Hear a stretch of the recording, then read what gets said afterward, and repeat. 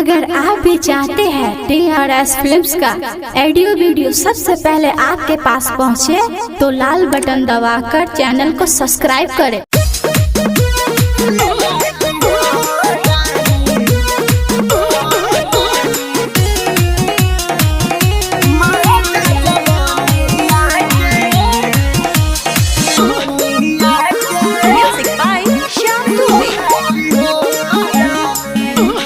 काचे उमरिया बा धोइले फिक्रिया बा बहनियो भी हम नादान ए बाबू काचे उमरिया बा धोइले फिक्रिया बा बहनियो भी हम नादान। देखी सिचुएशन के बहनी डिप्रेशन में भइनी बड़ी परेशान। काहे कबे धरती पर जवा हमरो ये दिलवा हिले लागी हो। जैसन खिले लागी हो रानी, महाजा जबनिया के मिले लागी हो रानी। उठाओ रहूल जैसन खिले लागी हो रानी, महाजा जबनिया के मिले लागी हो रानी।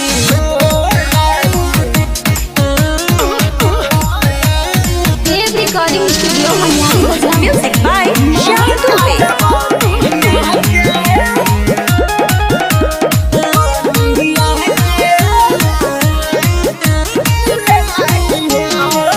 हम पियले पानी पानी को लाके हो, कबो पियनी ना पानी हम न लाके हो।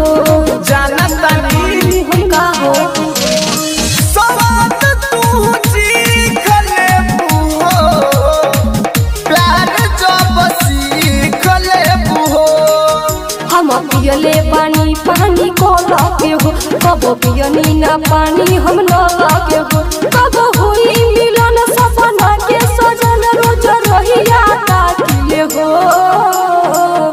उठाओ रहूल जैसन खिले लागी हो रानी, महाजा जबनिया के मिले लागी हो रानी। उठाओ रहूल जैसन खिले लागी हो रानी, महाजा जबनिया के मिले लागी हो रानी।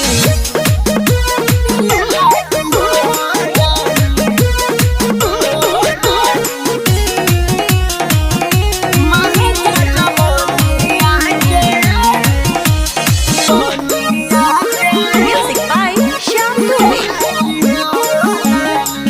सुनो इंदल पटेल सच कहतानी, राइटर बिटू बिहारी दुख सहतानी। ए सुना ना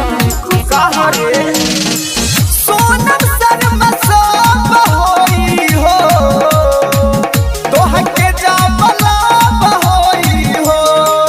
सुनो इंदल पटेल सच कहतानी, राइटर बिटू बिहारी दुख सहतानी। कब मोर कमरिया गोरे गलिया फूले लागी हो। उठाओ रहूल जैसन खिले लागी हो रानी, महाजा जबनिया के मिले लागी हो रानी। उठाओ रहूल जैसन खिले लागी हो रानी, महाजा जबनिया के मिले लागी हो रानी। काचे उमरिया बा धोइले फिक्रिया बा बहनियो भी हम नादान। देखी सिचुएशन के बहनी डिप्रेशन में भइनी बड़ी परेशान। काहे कबे धरती पर जवा हमरो ये दिलवा हिले लागी हो। उठाओ रहूल जैसन खिले लागी हो रानी, महाजा जबनिया के मिले लागी हो रानी। उठाओ रहूल जैसन खिले लागी हो रानी, महाजा जबनिया के मिले लागी हो रानी। रिकॉर्डिंग स्टूडियो मनियारी बाजार।